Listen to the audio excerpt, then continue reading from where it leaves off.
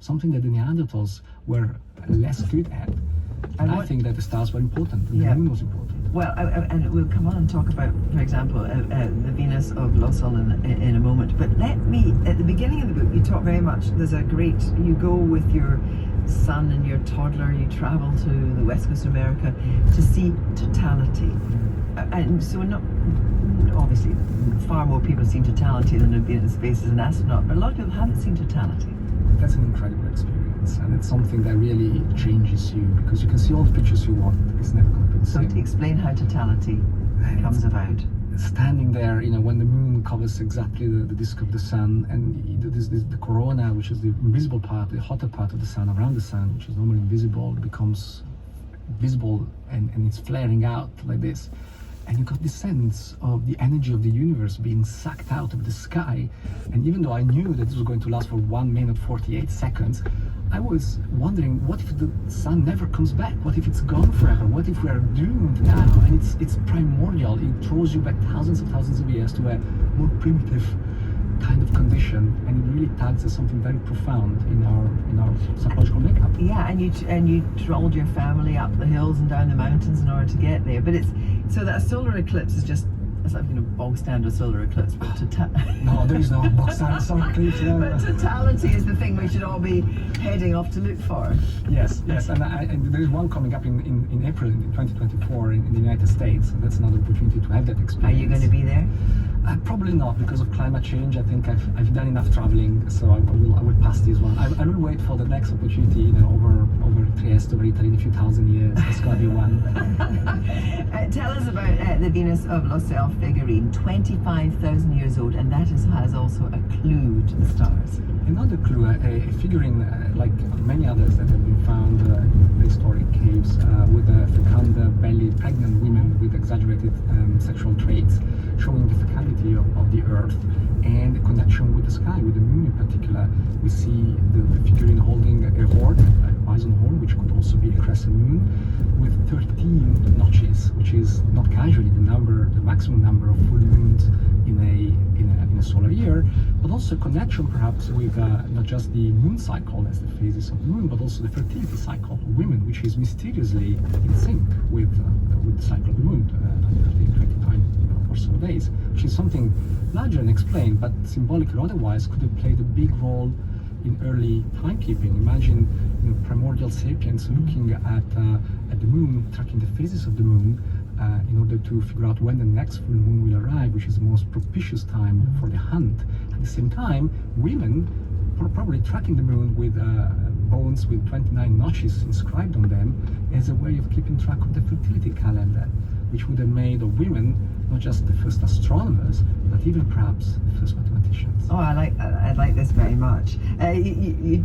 You also talk about standing stones, which are extraordinary, magical places, and I think you would presumably be one of the people that feels very different when you're there. And you talk about Callanish and Lewis, which are the most amazing standing stones. And do you think that they give indication, because we know that people travelled all over to come there, and that must have been through the stars then? Absolutely. There is an indication that the standing stone of Callanish were used as some sort of astronomical and ritualistic temple, by which Roman historians tell us people there and druids were already thousands of years ago already keeping track not just of the phases of the moon, but of a 19-year-long cycle of the moon, which would show the moon as if it appeared among the standing stones every 19 years, as if the goddess herself had been sort of beamed down among the priests, among the people who would travel there for this kind of ceremony, which is an extraordinary testimony of how important the sky was to our ancestors, the incredible effort that they would put into building these sites and understanding those cycles, which would take many generations to do. Incredible effort. And when you come forward several centuries and you detail the kind of meeting of James Cook and Tupea, who both are navigators but in a very different way, explain that. Yes, a wonderful meeting in 1769 when James Cook travels to Tahiti to measure the size of the solar system, of all things. It's an incredible story, a wonderful story. And when he gets there, and navigation and the moon has got a lot to answer for. How, imagine James Cook leaving England and then traveling through the Pacific Ocean and making landfall on a speck of an island 20 miles across in the middle of a vastness that's 4 times the surface of the moon in area, right? How do you do that? And the moon, of course, was the way he did it. But when he gets there, he finds a match for his navigational ability. The Tahitian master navigator, Polynesian navigator Tupeia, who had similarly incredible ability, but he did it all without any maps, without any of the signs that the empire was able to put on Cook's ship. He did it all just by knowledge of the stars, knowledge of the ocean, and knowledge of nature all around him. And he could at any point in time point back to Tahiti, because then Cook, of course, enlists him to help him further chart the unexplored Pacific Ocean. And Tupeia takes over the piloting of the Endeavour, and it takes them without fail to wonderful places that nobody had ever suspected existed, all just by the knowledge of the stars. And as a theoretical physicist and very senior, you have written essentially what is, I think, a cultural book, actually. Well, I was trying to bring together the idea that the stars are more than just interesting, fascinating big lumps of hydrogen and helium blaring away in space. I was trying to bring together the idea that the stars have been really, really important for all sorts of aspects of our civilization, and not just science. Of course, science is a very important part, but really the stars have hidden stories to tell, and I try to tell those overlooked stories about how we wouldn't be here without them, really. Tim? Yeah, and I think it's wonderful. I loved reading Roberto's book, and it's that connection back to the universe as well. And even the bits later on we talk about, even with our technology, we still have to adjust our GPS atomic clocks, because the pesky Earth's rotation is actually slowing down. And in the days of the dinosaur, a day was 23 hours, now it's 24, and it will sooner be 25 in a few billion years. But so if we want to remain accurate, we still have to look to the stars. We have to remember where we are, our place in the universe, and what's happening, and adjust our technology to suit that. And you talk, Roberto, really beautifully, I think, about this idea of us drawing down from the stars for our rationality, perhaps. It's a hypothesis that you're putting forward, and it's very original, I think, and wonderful, that we've sort of drawn down from the stars, reading the stars, for a sense of reason, our sense of storytelling, of mythology, and science, navigation.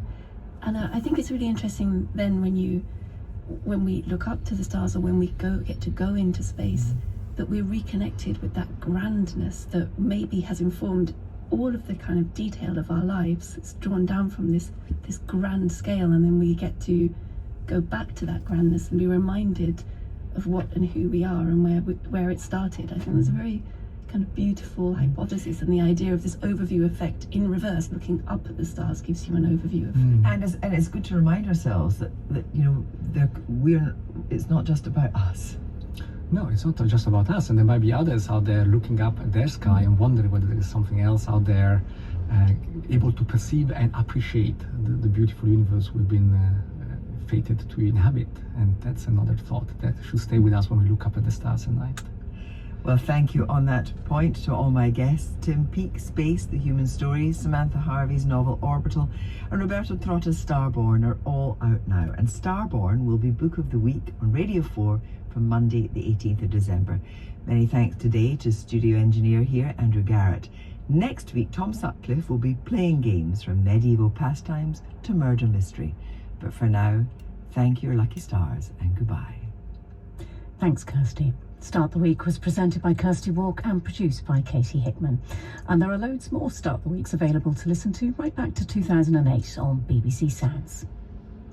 This year's Radio 4 Christmas Appeal for St Martin in the Fields will launch next weekend, with a chance to hear how your generosity changes lives for the better.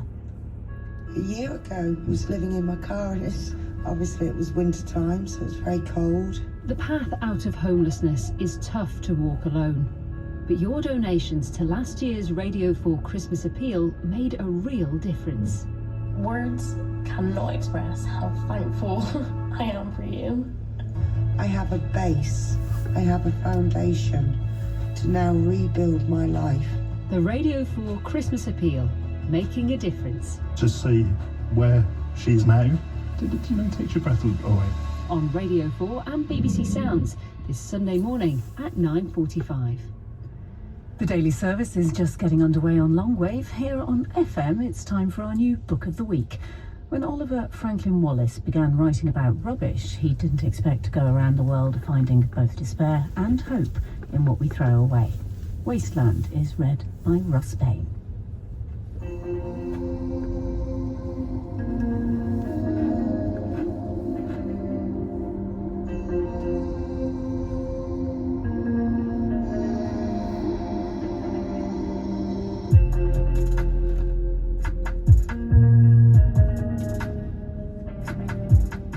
An alarm sounds. Blockage cleared. The line at Green Recycling in Malden, Essex, rumbles back into life. A great churning river of rubbish rolls down the conveyor. Amazon boxes, splintered skirting board, crushed plastic bottles, sundry packets, newspapers by the hundred.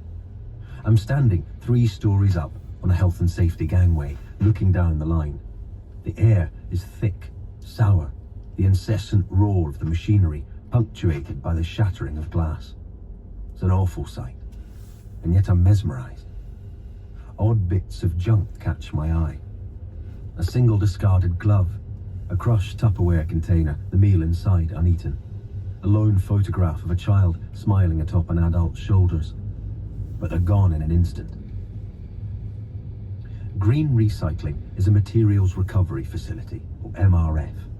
When your recycling truck finishes its rounds on collection day, its destination will likely be a facility like this one, a huge corrugated steel building on the end of an industrial estate. Outside, trucks filled with refuse queue up to dump their loads in pre-marked bays. Below us, on the tipping floor, a man in an excavator grabs clawfuls of trash from towering heaps and drops it into the maw of an industrial bag shredder, which tears the bags open and spreads their contents across the conveyor. Along the belt, women in hard hats and acid yellow high visibility vests deftly pick and channel valuables, bottles, cardboard, aluminium cans into sorting chutes, which break off from the line like tributaries. The flow is relentless, the choreography balletic. It's a production line in reverse. Our main products are paper, cardboard, plastic bottles, mixed plastics and wood. Jamie Smith, Green Recycling's general manager, explains loudly as we climb up a staircase to the sorting line. The conveyor passes through at hip height, the trash rolling by like a sushi buffet. None of the sorters raise their eyes. To the pickers, every item has an exact value, set that morning by a computer in the main office, which tracks the international market for recyclables. Aluminium is highly prized, as are plastic bottles, preferably clear. Though they don't much look like bottles by the time they get to us, Jamie says. He picks a crushed one out of the flow with thumb and forefinger, dangles it appreciatively, and puts it down a collection chute. Each is only worth perhaps 1/100 of a penny, but with enough volume, one can make a decent living. And there's never a shortage of trash. By the end of the line, the torrent has become a trickle, and the waste removed from the conveyor is stacked neatly in bales, ready to be loaded onto trucks. From here, it'll go, well, that's where it gets complicated. Every day, our social media feeds light up with new evidence of the damage waste is wreaking on our planet. Sea turtles caught up in 6-pack rings, whales washing ashore with stomachs full of plastic. Plastic waste is turning up in the melting glaciers of Everest and in our deepest ocean trenches. Human beings have always produced waste, but never before at such scale. None of this is news. We all encounter the waste crisis every day in our small ways, in our hedgerows and motorway verges. But we've become so used to it that the scale of the problem can be difficult to comprehend. It's a harsh truth that for decades, much of what we thought was being recycled actually wasn't. The vast majority of our waste is still disposed of in the same way that human beings have disposed of it for millennia. It's buried, or it's burned. The environmental impact of all of this is stunning. Today, The waste industry contributes 5% of all global greenhouse gas emissions, more than the entire shipping and aviation industries combined. As it decomposes, rubbish produces methane, a potent greenhouse gas that traps many times more heat than carbon dioxide. Landfills ooze leachate, a waste industry term for the noxious black or yellow sludge that forms from the putrefying rubbish. Waste is by nature a dirty word. Humans are biologically wired to avoid disgust, to look away from filth and decay, and so the waste industry is hidden. Its trucks travelling in the early hours or late at night, its facilities operating at the edges of our awareness. Green recycling lies at the very end of an industrial estate, surrounded by sound-deflecting metal boards. A machine called an air spectrum pumps out the smell of cotton bed sheets to mask the odour. You could live 2 streets away and never realise it was there. The waste industry has profited from our disgust. There's an old English saying, where there's muck, there's brass. There can be riches in the rubbish for those unashamed to get their hands dirty. Historically, waste disposal has been a business favoured by the unsavoury and the unscrupulous, from the New York Mafia to the Japanese Yakuza to the Italian 'Ndrangheta, which in the 1980s and 90s illegally smuggled radioactive waste and dumped it off the coast of Africa. Nobody really cares what happens to rubbish, so nobody asks questions. Rarely do we think about the people processing our trash, whether that's the garbage collectors doing their early morning rounds, the sorters at Green Recycling, or the more than 20 million people worldwide who make a living in the informal waste sector, painstakingly collecting and sorting through our discards. These workers are more likely to be women, the elderly, or migrants working in unhealthy and barely regulated conditions. We dump our waste on the margins and on the marginalised. Before the invention of the industrial economy, there was a lot less waste around. Only after the Second World War did a revolutionary technology, plastic, begin to utterly reshape our relationship with waste. The waste industry didn't just clean up after the modern economy, it enabled it. Corporations previously incentivized to produce high-quality products that lasted as long as possible were now lured into producing cheaper goods in ever greater volume, knowing that the consequences would not fall on their bottom line, but on the consumer. The booming marketing industry gave us the concept of planned obsolescence, in which new products were designed to fail and thus need replacing, culminating in our modern world where technology from smartphones to tractors can, in many cases, no longer be repaired without voiding the manufacturer's warranty. Today, 1/3 of what we throw away is something produced that same year. The modern economy is built on trash. By the 1980s, Western countries were inundated with waste, so the industry did what the newly globalized economy was designed to. It offshored the problem. Every day, container ships arrived from China laden with goods for the Western market and set off again largely empty. Soon, they were stuffed to the brim with trash. Between 1988 and 2018, nearly half, 47%, of all plastic waste exported worldwide was sent to China for recycling. Then, in 2018, China shut its doors. Under a sweeping new policy, National Sword, the Chinese government prohibited almost all foreign waste from entering the country, arguing that what was coming in was too contaminated and that the environmental damage was too great. National Sword sent shockwaves through the global waste industry. Prices for plastic, cardboard, clothing and many other recyclables plummeted overnight. Recycling companies the world over collapsed. It was that crisis that had brought me to Green Recycling. The price of cardboard has probably halved in 12 months, Jamie told me. He looked dejected. It's hard. The price of plastics has plummeted to the extent that it isn't worth recycling. China doesn't take plastic, we can't sell it. Recently, he'd had to send several tons of recyclables that would have once earned good money to the incinerator.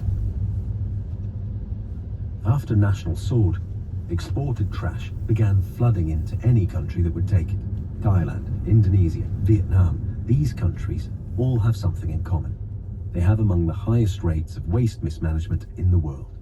rubbish was dumped or burned in open landfills or sent to recycling facilities with inadequate reporting, making the waste's final fate difficult to trace. Some Chinese businesses set up smuggling operations to get around National Sword and bring waste into China. As so often with waste, organised crime was involved. Local disposal systems were quickly overwhelmed and illegal dumping sites proliferated. Nobody wants to be the world's dumping ground, and so in the years since National Sword, countries such as Thailand, India and Vietnam have all passed bans on the import of plastic waste. And yet, still the rubbish flows. When I first started my journey into the waste business, my initial feeling was not one of outrage, but of guilt. Like most people, I rarely thought about where my rubbish was going. I had naively assumed, what with our coterie of colour-coded bins and convoluted recycling logos on every packet, that waste was one of those issues that modern life had more or less solved. Then my wife Hannah and I had the first of our 2 daughters, and were stunned at the sheer volume of waste this tiny new person could produce.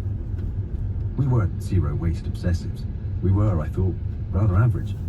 But once I started thinking about waste, I couldn't stop. I started seeing it everywhere. I wanted to understand what had happened, how we got here, and what, if anything, could be done. Wasteland is my account of that journey. This is not a book about rubbish. Though I started this journey with the story of trash and the people that dispose of it, I soon realised our real waste crisis is far bigger. A process that took me from landfills to ghost towns, from sewers to second-hand markets. This book is about waste in both senses of the word, about what we throw away, but also the opportunities lost through our profligacy.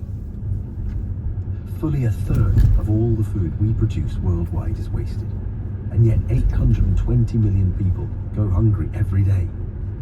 Tackling our waste crisis doesn't just mean removing litter from our rivers and oceans. Rethinking what we throw away could help us feed and water the world, and play a small part in saving our fragile planet. When I first told people that I was writing about waste, they mostly pulled faces, or sounded at best bemused. Why would you want to write about something so gross? And yet, as I first saw on that morning at Green Recycling in Malton, Essex, there's something beautiful and even profound about waste. There are few places in the world that give you a better view of humanity than a dump. I've seen bailiffs' notices pass by on the conveyors, family photographs, and once an opened letter from a child bereavement clinic. There are stories in all our discarded things. Who made them? What they meant to a person before they were thrown away. It's also easy to be disheartened by the waste crisis. Like climate change, it feels like a problem that individual action alone can do little to prevent. And yet, along the way, the more I met people determined to make a difference, farmers, sewage workers, garbage pickers, each passionate to save the world, or at least some small patch of it, the more optimistic I felt. We don't call it waste, we call it materials, Jamie told me that morning in Essex. To him, the endless river of trash wasn't a tragedy, it was an opportunity. Each tossed item, not an end, but a beginning of something else. As I set off on my journey, I hoped he was right.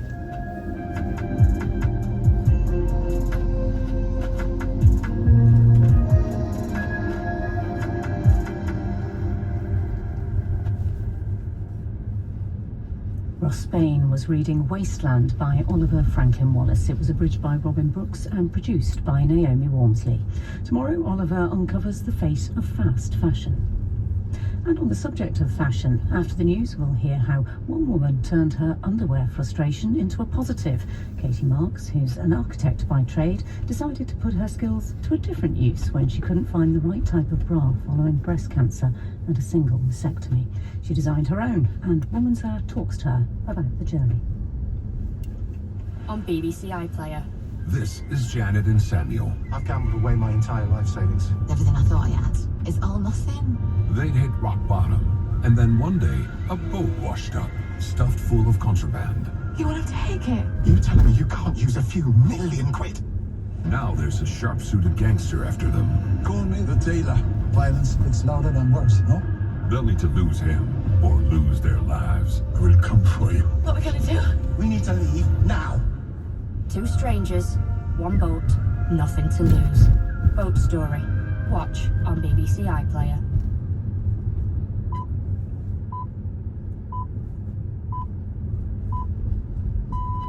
BBC News at 10 o'clock.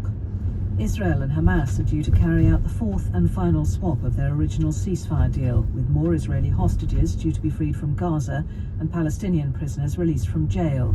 There are reports of last-minute problems with the lists of people to be freed, but also suggestions that both sides are open to the truce being extended so more hostages can be returned home. The Daily Telegraph says it's seen a copy of what the former Home Secretary Suella Braverman claims is a secret deal between her and the Prime Minister. Ms Braverman said when she resigned that Mr Sunak had agreed to her plan to reduce migration in return for her support. The pact apparently included measures such as increasing to £40,000 the salary migrants would have to earn in order to enter the UK. The Business and Trade Secretary, Kemi Badenoch, told Today it was clear more action needed to be taken to limit migration. It wouldn't be for me to decide what the figure would be, but it's quite clear, given the numbers that are coming in, that net migration is too high. So we need to start from there. How many people do we think the country can sustain, and how do we do that in a way that doesn't put pressure on public services? And then you work backwards from that. Rishi Sunak has brushed off suggestions that Reform UK is trying to lure Tory MPs to defect. A newspaper report over the weekend claimed that one had been offered money to switch parties, something Reform denied. Arriving at an investment summit at Hampton Court Palace, Mr Sunak said he was focused on delivering for the British people. Police in Nottinghamshire say they've had reports of people feeling unwell after eating chocolate from a stall at Mansfield Market on Saturday. They say anyone who bought the chocolate in gold packaging should contact them. The American R&B singer Jean Knight has died at the age of 80. She was best known for the 1971 hit Mr Big Stuff. Her publicist said she was an iconic soulstress who'd left an indelible mark on the world. BBC News. As the world waits to hear whether the ceasefire between Israel and Hamas will be extended, this afternoon there's a chance to hear from the families caught up in the conflict in their own words. How are they making sense of what they're experiencing, and how are they managing day to day? That's Across the Divide at 4:30. Now though, it's time for Woman's Hour with Claire McDonald. Hello and a very warm welcome to Woman's Hour. Delighted to say I am joined in the studio this morning by award-winning actress Dame Harriet Walter. A familiar face on our TV screens, more recently playing acerbic distant mothers in Succession and Ted Lasso. She's continuing that trend at the National Theatre in Alice Birch's adaptation of Federico Garcia Lorca's play The House of Bernarda Alba. Also, will today go down as a pivotal moment in how so-called minor sexual offences against women are perceived. Now, you may be shouting at your radio right now, there is no such thing as a minor sexual offence, but up until today, upskirting, down-blousing and cyber flashing were not prosecutable in Northern Ireland. Well, from today they are. It comes on the same day that a report from the RMT union found 80% of women that they surveyed said sexual harassment on public transport is getting worse, and almost half of female transport workers have been sexually harassed at work. A police service of Northern Ireland spokeswoman says escalating violence against women and girls does not happen in a cultural vacuum. So, how far will this legislation go in helping change that culture? We'll hear from Naomi Long, MLA and leader of the Alliance Party and former Northern Ireland Justice Minister. Also, what do women look for in a bra after breast cancer surgery? We'll hear from Katie Marks, who's discovered after her single mastectomy that there was no bra on the market that was flat on one side. So she decided to design one herself, and it launches today. And are you one, or do you have one? I'm talking competitive mums. The reason I ask is because middle and long distance runner Eilish McColgan will be joining me in the studio, 4-time European Championship medalist. She's also broken several records over different distances, records originally set by her mother, Liz McColgan. Now, they've made a documentary, Running in the Family, that looks at her career and its relationship to that of her mother, who is also her coach. So, tell me, what mother daughter competitions do you have going on right now? Doesn't have to be breaking European track records, of course. Maybe you have a healthy, friendly competition going on. Or has it ever got out of hand? Has that one-upmanship ruined your relationship? We want to hear your stories this morning on Woman's Hour. You can text the programme. The number is 84844. Texts will be charged at your standard message rate. On social media, we are at BBC Woman's Hour. You can email us through the website, or you can send us a WhatsApp message or voice note using the number 03700 100 444. Data charges may apply depending on your provider, of course, so you might want to use Wi-Fi if you can, and those terms and conditions can be found on our website. Now, let's start the show with a treat today. I'm joined live in the studio by the iconic actor, award-winning Dame Harriet Walter, who is now back on stage at the National Theatre in Alice Birch's adaptation of Lorca's play, The House of Bernarda Alba. A familiar face on our TV screens recently in Succession as Lady Caroline Collingwood, the mother of the dysfunctional Roy siblings, and another distant mother in Ted Lasso, not to mention parts in Killing Eve, This Is Going to Hurt, The Crown and Downton Abbey. Welcome, Dame Harriet. Thank you for welcoming me. It's wonderful to have you here. Let's start off with this thread that runs through quite a lot of the roles I've just mentioned, mothers. And the character you play in this play is a formidable matriarch. Had you seen the play before? I actually did it when I was 18. I played the housekeeper, La Poncia, which, you know, trying to look old. Now I have to kind of down my age a bit to play Bernarda. So I did know the play in translation, rather a lumpy translation at the time, I remember. And Alice has done a genius job on contemporizing it without in any way departing from Lorca's message. She really has. I saw it on Friday and she's absolutely done that to a T. Tell the Woman's Hour listeners the basis of the story. The basis of the story is a household in 1930s Andalusia, which has a very patriarchal culture, and she's running a house, Bernarda Alba's running a house of 5 daughters. No men appear in the play, and or no men speak in the play, but they are the outside world. They are the threat. They are the things she thinks she's protecting her children from. And unmarried daughters in that culture were very vulnerable. Their reputation was vulnerable. They had to get married in a certain way and to certain people. And she basically, it's a metaphor also for Franco's Spain and the upcoming regime that's going to be very attached to the church, the Roman Catholic authority, and all of those things, which are slightly alien to us, but very recognizable still in many parts of the world, a very sort of church and state link, and a woman as the sort of lieutenant of the patriarchy, kind of making sure that the men's rule is carried out domestically. She is quite a terrifying character, and when you watch the play there's a sense of claustrophobia and oppression and repression. Would you say she is as much as her daughters? I mean, she's the one enforcing the rules in her home, but is that because she has suffered that herself? Absolutely. There's quite a lot of reference in the play to tradition, to repetition of cycles, and Alice has brought that out poetically. It's very much, you know, when people say, oh, I'm going to see you sort of starring role Bernarda Alba, I say, no, it's not. It may be the title name, but it's actually a play about a house. The house is the star of the show, and the house is the establishment and was built by my father. There's lots of references that sort of sound as though she's carrying on the tradition that she had to suffer as well, and it in no way feels like a free, lovely character to play. She feels very oppressed, and it's quite a sad play to play. It's a sad part to play. You feel, you feel sad playing it. Yes, well, let's hear Bernarda in action now. She's talking here to her housekeeper, played by Tusita Jayasundara, who has worked for her and the family for 40 years and tries to be an honest voice in the ear of her employer, despite Bernarda's resistance and dismissal of her. Let's take this. Your daughters live like you've stuffed them into cupboards, but neither they, nor you, nor anybody else knows what's in their rib cages. Their breath is steady and constant. Now you are quiet. I'm at peace. Because you've nothing to say. You would fill this house with grass and invite the village in to chew upon what lies you have invented. I hide more than you think. I speak only when I have to, Bernarda. Is that so?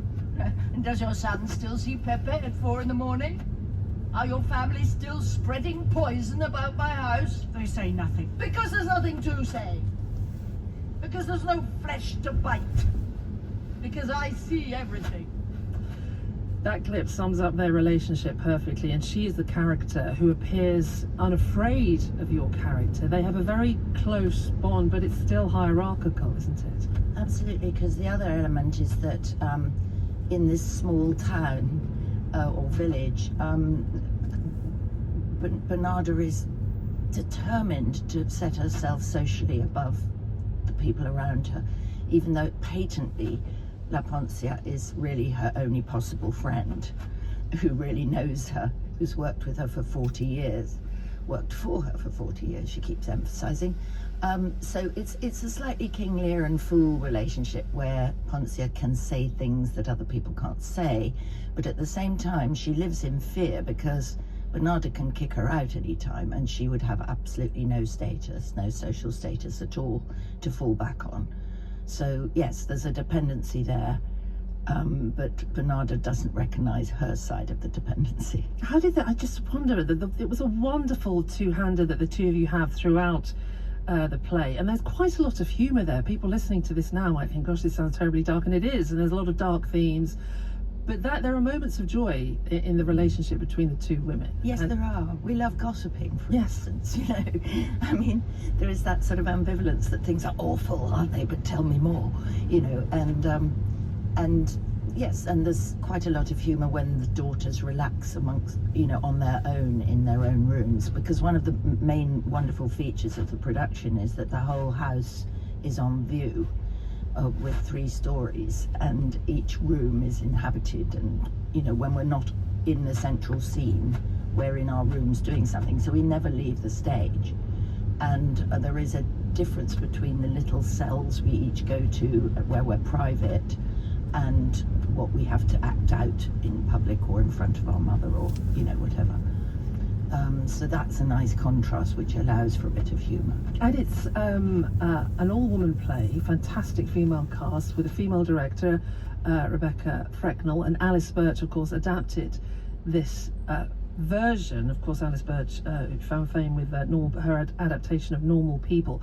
What difference does it make, or did it make to you, working with an all-female cast and an all-female environment?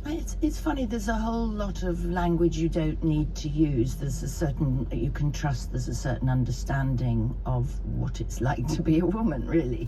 And, you know, we're all, there are things we notice about the text and things in the language that, I'm not saying a man wouldn't understand, because presumably a theatre director would be, you know, if they wanted to do that play, they'd have got the message. It's just that there's a feeling of relaxation, there's a feeling of, I don't have to explain that, I don't have, and also the judgments that people put on women and actors playing those parts. You know, there are certain judgments that come from the male eye that you don't feel are coming from the director and the writer in this case, and you don't have to kind of sweep them aside before you get started. Oh, it's interesting. What do you mean by that then? Do you still experience that even at this point in your career? Yes, I mean, what's interesting about an all-female cast, and I've been in all-female casts a lot because I did the all-female Shakespeare trilogy at the Donmar, and also directed by a woman, Phyllida Lloyd, and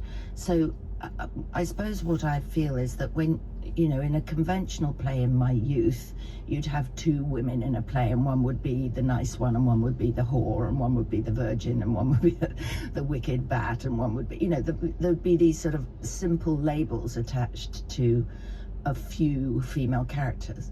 Whereas when you've got more than 2 or 3 or 4 or 5 or 6, you know, how do people put those, oh, she's the funny one, she's the nasty one, it all goes to pieces, because you have to recognize the variety and multiplicity of our personalities. And in a funny way, there is a need in some audiences to say, oh, you know, they need to pigeonhole you so that they can carry on with the story in the way that they've normally received a story.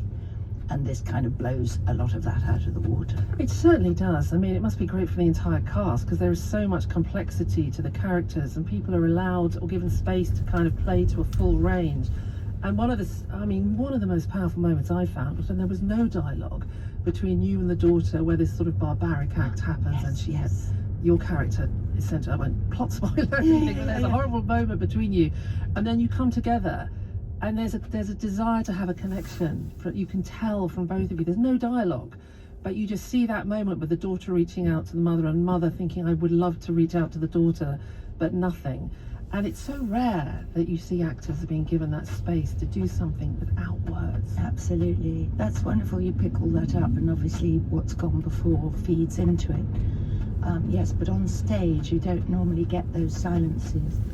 It's very brave in that way, I think, the production. It really is. Listen, so we are talking about your character, a mother, and let's bring it into your television work now. More recent TV roles in Succession as Lady Caroline Collingwood, and Ted Lasso, of course, as Deborah Welton, mother of Rebecca, the chair of the football club, played by Hannah Waddingham. Do you ever feel like you're being typecast as the unsympathetic mother? Absolutely. I get so many unsympathetic mothers. And the irony is I had a lovely mother who was absolutely sympathetic to every bone in her body. And I haven't been a mother myself. So in a way, I'd like to just play someone who doesn't have that relationship, you know, that I can really relate to what it's like to be childless. But, you know, I think mothers get a lot of bad press and a lot of heaps of blame on them, you know, for, you know, there's something about, for instance, in Succession, having appeared relatively seldom, I've had so much reaction of, well, now I understand why the children are the way they are. And you go, well, wait a minute, how about living with Logan Roy as your parent? You know, why doesn't he get any of the blame? You know, so, and the other thing is that to play those people, you always have to explain them inside yourself, even if you don't exonerate them. You have to find